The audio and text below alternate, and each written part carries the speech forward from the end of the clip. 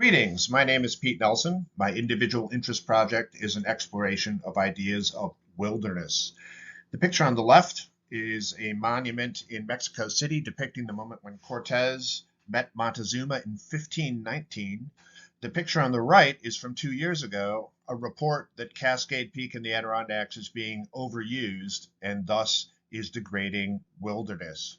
My exploration of wilderness covers this time frame because the impact on ideas of wilderness on Latino history in the United States also covers this time frame. My rationale is embodied really with these three questions. In the first place, we have to sort out some terminology. We've been studying borderlands throughout our course. The idea of a frontier is a little bit different. I'll go with the definition by historians Jeremy Edelman and Stephen Aaron. They say, by frontier, we understand a meeting place of peoples in which geographic and cultural borders were not clearly defined.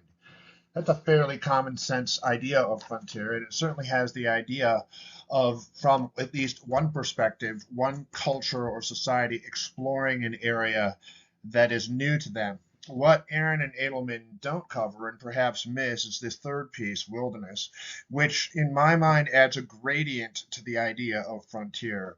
We explorers, we bring civilization, we bring true culture, true religion, and we bring the right to own and appropriate these savage lands. So, my interest in the project really is, first of all, that gradient. That's the whole idea of the research paper. But I also have a more personal interest because to me, the ideas of wilderness extend and the problems with it extend to this very day.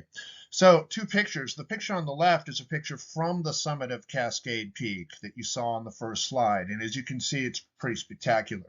Most people have no idea that the Adirondack Park is one of the most important wilderness areas in the United States. It's by far the largest wilderness area in the continental United States.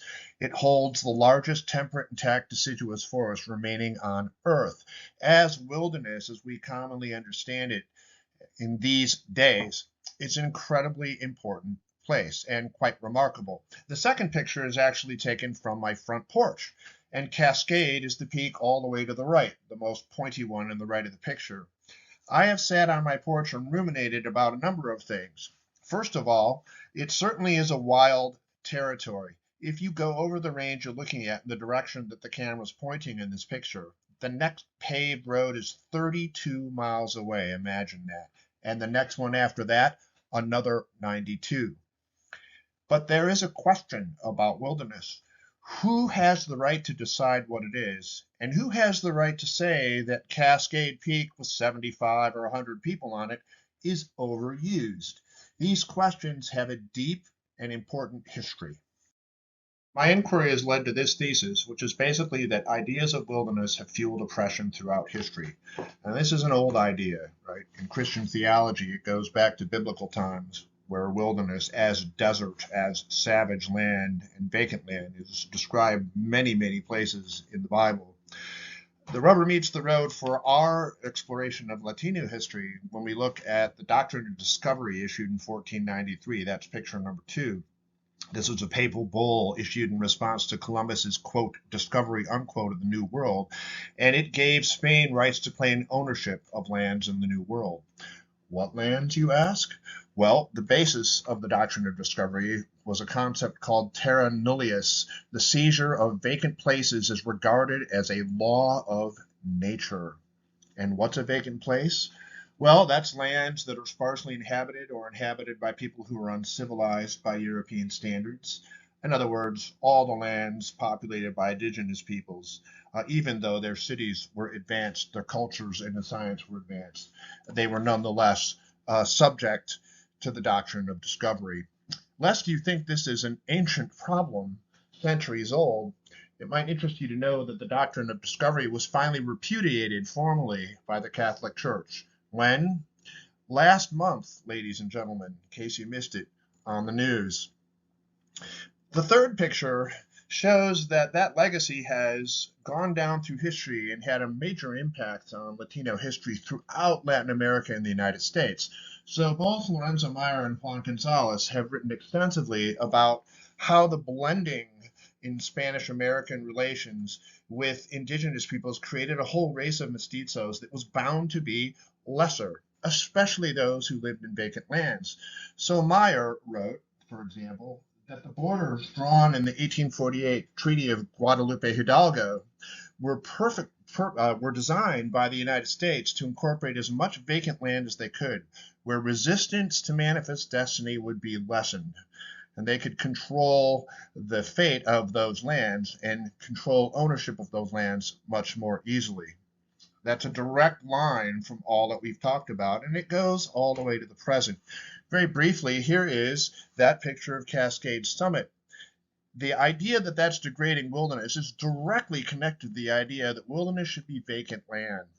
But the woman in the picture on the right, a colleague of mine in my diversity work, who is Puerto Rican, has challenged that idea, as have many other people.